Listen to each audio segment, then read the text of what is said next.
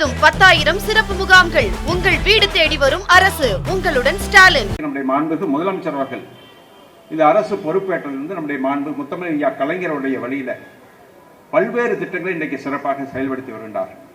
என்ன சொல்ல போனால் இந்த அரசு பொறுப்பேற்ற 2021ஆம் ஆண்டு மே திங்கள் 7ஆம் நாள். அப்பொழுது எப்படி காலகட்டம் என்பது உங்களுக்கு தெரியும். கொரோனா காலம் என்கிற அந்த பேரிடர் காலம். இது போன்று நாம் ஒன்று கூடி அமர முடியாத ஒரு சூழ்நிலை, இது போன்ற நிகழ்ச்சிகளை நடத்த முடியாத ஒரு சூழ்நிலை. முதல்ல மக்களுடைய உயிர் பாதுகாக்க வேண்டிய ஒரு சூழ்நிலை ஏற்பட்டது. அந்த அடிப்படையில் மாண்புமிகு முதலமைச்சர் அவர்கள் முதல் நாள் பொறுப்பேற்றுக் கொண்டவுடன் அந்த அன்றைக்கு கோட்டைக்கு சென்றார். கோட்டைக்கு செல்கிற பொழுது நம்முடைய அறிவுலக மேதை பேரறிஞர் அண்ணாவுடைய நினைவிடம் முத்தமிழ் கலைஞருடைய நினைவிடத்துக்கு சென்று மரியாதை செய்துவிட்டு நேராக கோட்டைக்கு போகிறார். போய் அன்றைக்கு தேர்தல் நேரத்தில் சொன்ன வாக்குறுதிகள் அதெல்லாம் திட்டங்களாக மாற்ற வேண்டும் என்று சொன்னால் மாண்புமிகு முதலமைச்சர் அவர்களோ அமைச்சர்களோ உத்தரவிட வேண்டும், அரசு அதிகாரி உயர் அதிகாரிகள் உத்தரவிட வேண்டும். அந்த வகையில் அன்றைக்கு பொறுப்பேற்றவுடன் ஒரு 5 கையெழுத்து முதல்ல மக்களுக்காக வழங்கி அது திட்டங்களாக மாறியது என்பது உங்களுக்கு தெரியும். அன்றிலிருந்து இன்று வரை இன்றைக்கு கூட உடல்நலம் இன்றைக்கு குன்றிய பொழுது அதற்கு பிறகு மருத்துவமனைக்கு சென்று விட்டு இன்றைக்கு உடனடியாக தூத்துக்குடி ஒரு சில நாட்களில் தான் அவர் அங்கே சென்னையில் தங்கி பல்வேறு திட்டங்களையும் துவக்கி வைத்தார். அதே நேரத்தில் இன்றைக்கு தூத்துக்குடி காலையிலே போனார், மதியம் 3 மணிக்கு திரும்ப இன்றைக்கு சென்னைக்கு வந்து விட்டார். அங்கே பல்வேறு தொழிற்சாலைகள், தொழில் அதிபர்களுடைய மாநாடு, அதே போல பல்வேறு தொழிற்சாலைகள் புதிதாக துவங்குகின்றது. அதன் மூலமாக வேலை வாய்ப்பு, அதே நேரத்தில் பொருளாதார சுழற்சி, தமிழ்நாட்டினுடைய வளர்ச்சிக்கு அது வித்திடுகிறது. அந்த வகையில தான் இன்றைக்கு பொருளாதார வளர்ச்சியில இன்றைக்கு இந்திய தேசத்திலேயே தமிழ்நாடு 2வது இடத்துக்கு முன்னேறி இருக்கு. இந்த அரசு பொறுப்பேற்ற பிறகு 14வது இடத்துல இருந்தது. ஏறத்தாழ தேசத்தினுடைய வருமானத்தில் ஏறத்தாழ 16% இன்றைக்கு நம்முடைய பொருளாதாரத்தை நாம் தருகிறோம், அங்கே வரியாக தருகிறோம், அதே நேரத்தில் வருமானத்தை ஏற்படுத்துகிறோம். அந்த அளவில் இன்றைக்கு நம்முடைய தமிழ்நாடு முன்னேறி இருக்கிறது. அந்த வகையில் இன்னைக்கு 5 கையெழுத்து என்று சொன்னால் அதில் பெரும்பான்மை இங்கே சொன்னார் நம்முடைய மாண்புமிகு அமைச்சர் அவர்கள். தாய்மார்களுக்கு பெண்களுக்கான திட்டங்கள், பல்வேறு திட்டங்களை இன்னைக்கு அவருடைய வாழ்க்கை மேம்படக்கூடிய சூழ்நிலையில், அவர்கள் சொந்த காலில் நிற்கக்கூடிய ஒரு சூழ்நிலையில் பல்வேறு திட்டங்கள். அந்த வகையிலே தான் அன்றைக்கு மகளிர் சுய உதவிக்குழு கடன்கள் தள்ளுபடி. ஏன் அதை சொல்லுகிற பொழுது முத்தமிழ் கலைஞர் அவர்களை சொல்லாமல் இருக்க முடியாது. இங்கே இருக்கக்கூடிய உங்களுடைய அருகில் இருக்கக்கூடிய தருமபுரி மாவட்டத்திலே தான் முதல்ல இந்தியாவிலேயே தமிழ்நாட்டில் தருமபுரி மாவட்டத்தில் அந்த திட்டம் துவக்கி வைக்கப்பட்டது. இன்றைக்கு அது பல லட்சம் குழுக்களாக உருவாகியிருக்கிறது. அதன் மூலமாக தங்களுடைய பெண்கள் தங்களுடைய பொருளாதாரத்தை இன்னைக்கு மேம்படுத்திக் கொள்ளாக சொந்த காலில் இன்னைக்கு அவர் நிற்கக்கூடிய ஒரு சூழ்நிலை ஏற்பட்டிருக்கிறது. அதே போல 5 ஆண்டு வரை கூட்டுறவு வங்கியில் வாங்கியிருந்த கடன்கள் தள்ளுபடி.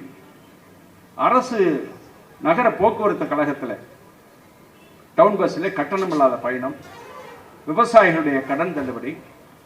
தேர்தல் நேரத்தில் சொன்னார், கேட்டார். அன்றைக்கு இருந்த ஆளுங்கட்சி ஒரு குடும்ப அட்டைக்கு 5000 ரூபாய் வழங்க வேண்டும் என்று மாண்புமிகு முதலமைச்சர் கோரிக்கை வைத்தார். அவர்கள் செவிசாய்க்கவில்லை. ஒரு 1000 ரூபாய் தந்தார்கள். அதற்கு பிறகு 4000 ரூபாய் வழங்குவதற்கான கையெழுத்து. அது வீடுதோறும் 2000 2 கட்டமாக அந்த தொகை வழங்கப்பட்டது என்று உங்களுக்கு தெரியும்.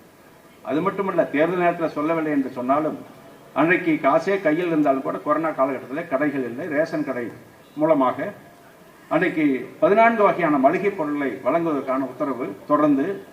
அதற்கு பிறகு தடுப்பூசி அப்பொழுதுதான் அன்றைக்கு வந்த நேரத்தில் உடனடியாக அதை தமிழ்நாட்டுக்கு பெற்று மக்களுக்கு வழங்க வேண்டும் என்கிற அடிப்படையில் பகிர்ந்தளிக்கப்பட்டு மாவட்டந்தோறும் அது பிரித்தனுப்பப்பட்டு தடுப்பூசி போடப்பட்டு கொரோனாவிலிருந்து மக்களை காப்பாற்றுகிற சூழலை ஏற்படுத்தி இயல்பு வாழ்க்கைக்கு திரும்பக்கூடிய சூழலை ஏறத்தாழ சுமார் 7-8 மாத காலம் தேவைப்பட்டது என்று உங்களுக்கு தெரியும், மறந்திருக்க மாட்டீர்கள்.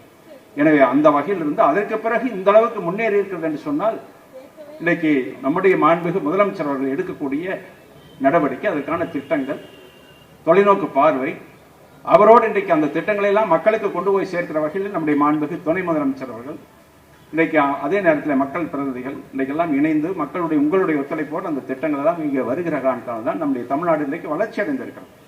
மற்ற மாநிலத்திலிருந்து இன்றைக்கு பல்வேறு தொழில் அதிபர்கள்லாம் வந்து தொழில் துவங்கக்கூடிய வகையில் ஒரு அமைதி பூங்காவாக தமிழ்நாடு விளங்கி கொண்டிருக்க மட்டுமல்ல, வெளிநாட்டினுடைய தொழிற்சாலையிலும் இங்கே வருகிறது. இதனால் வேலைவாய்ப்பு பெறுகிறது. பொருளாதாரம், அந்த குடும்பத்தினுடைய பொருளாதார முன்னேற்றம், பொருளாதார சுழற்சி, இதில் வணிகர்களுக்கு வியாபாரம் என்கிற வகையில் ஏற்படுகிற பொழுது இன்றைக்கு அந்த திட்டங்கள் எல்லாம் இன்றைக்கு வருகிற காரணத்தினால்தான் தான் இந்த தமிழ்நாடு வளர்ச்சி அடைந்திருக்கிறது. அந்த அளவுக்கு இன்றைக்கு இந்த ஆட்சியை இன்றைக்கு செய்து கொண்டிருக்கிறார். அது மட்டுமல்ல, இன்றைக்கு பல்வேறு திட்டங்கள் பெண்களுக்கு இன்றைக்கு கலைஞர் மகளிர் உரிமை தொகை திட்டம், அதே நேரத்தில் அரசு பள்ளியில 6ஆம் வகுப்பிலிருந்து 12ஆம் வகுப்பு வரை அரசு உதவி பெறும் பள்ளியாக இருந்தாலும் சரி, அரசு பள்ளியாக இருந்தாலும் 12ஆம் வகுப்பு வரை தொடர்ந்து படித்தது. பள்ளிகள் மாறி இருக்கலாம். அரசு பள்ளியில படித்து விட்டு கல்லூரிக்கு போகிற பொழுது இன்னைக்கு புதுமை பெண் என்கிற தலைப்பிலே பெண் குழந்தைகளுக்கு அந்த 1000 ரூபாய் உதவித்தொகை. ஏன் என்று சொன்னால், ஏழ்மை குடும்பத்தில் பொருளாதார சூழலின் காரணமாக படிப்பை நிறுத்த வேண்டிய ஒரு சூழ்நிலை ஏற்படுவது, காலேஜுக்கு போகிற பொழுது செலவு அதிகமாகும் என்று சொல்லி மக்கள் அந்த படிப்பை நிறுத்தக்கூடிய ஒரு சூழ்நிலை ஏற்படும் குழந்தைகள். இவர் இன்றைக்கு தனியார் கல்லூரிக்கு போகிற பொழுது கூட அவர்களுக்கு மாத உதவித்தொகை 1000.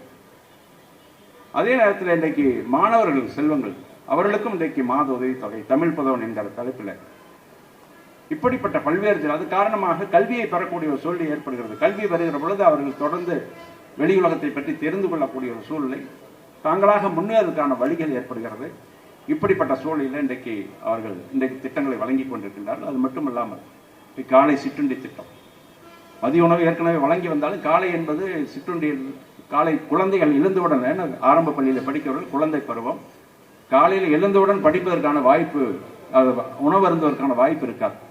எனவே அந்த நேரத்தில் அவர்கள் கொஞ்சம் நேரம் ஆகிற பொழுது பள்ளிக்கு போய் அமர்கிற பொழுது பசி எடுக்கக்கூடிய சூழ்நிலை. எனவே அங்கே போனவுடன் அங்கே உள்ள சத்துள்ள உணவாக இன்றைக்கு அரசு பள்ளி, அரசு உதவி பெறும் பள்ளியில் இன்றைக்கு வழங்கி கொண்டிருக்கிறது. நீ விரைவில் நகர்ப்புறத்தில் இருக்கக்கூடிய இன்றைக்கு அரசு உதவி பெறும் கல்லூரியிலும் பள்ளிகளிலும் அந்த உணவு வழங்க இருக்கிறது, திட்டம் இருக்கிறது. இன்றைக்கு மாண்புமிகு முதலமைச்சர்கள் அறிவிக்கின்றார். இப்படி பல்வேறு திட்டங்களை இன்றைக்கு சிறப்பாக இன்றைக்கு செயல்படுத்தி வருகின்றார்கள். இது இல்லாமல் நான் முதல்வன் என்கிற வகையில் இன்றைக்கு படித்து படிப்படியாக கல்லூரி கல்விக்கு போகிற பொழுது அவர்கள் தங்களுடைய ஏதேனும் ஒரு இலக்கோடு அவர்கள் அந்த துறையை தேர்ந்தெடுத்து அதில் பயிற்சியும் பெற்று அவர்கள் தொடர்ந்து வேலைவாய்ப்பை பெறக்கூடிய ஒரு சூழ்நிலை ஏற்படுத்துவதற்கு இப்படி பல்வேறு வகையான திட்டங்களை இன்றைக்கு மாண்புமிகு முதலமைச்சர்கள் சொல்லிக்கொண்டே போகலாம். நேரம் அதிகமாகும்.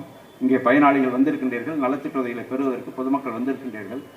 எனவே அந்த வகையில் அதிலேயும் உங்களுக்கு தெரியும் எந்தெந்த வகையான திட்டங்கள் செயல்படுத்த வேண்டும். அதே போல விவசாயி என்று சொல்லி இன்றைக்கு பல்வேறு திட்டங்கள் தனியாக நிதிநிலை அறிக்கை தாக்கல் செய்து இன்றைக்கு அதன் மூலமாக பல்வேறு திட்டங்கள் இன்றைக்கு விவசாயிகள் கிடைத்துக் கொண்டிருக்கிறது. அனைத்து கிராம அண்ணாமலை இன்றைக்கு நம்முடைய ஒருங்கிணைந்த கிராம கலைஞர் வேளாண் வளர்ச்சி திட்டம் என்கிற வகையில் அந்த திட்டம். அதேபோல இந்த அரசு பொறுப்பேற்றிருந்து ஏறத்தாழ 1,60,000 விவசாயிகளுக்கு மின் இணைப்பு, 15 ஆண்டு காலம் 20 ஆண்டு காலம் காத்திருந்த விவசாயிகளுக்கு பம்பு செட்டுக்கான மின் இணைப்பு வழங்கப்பட்டிருக்கிறது. இப்படி எண்ணற்ற திட்டங்களை சிறப்பாக நம்முடைய மாண்புமிகு முதலமைச்சர் அவர்கள் செயல்படுத்தி வருகின்றார்கள்.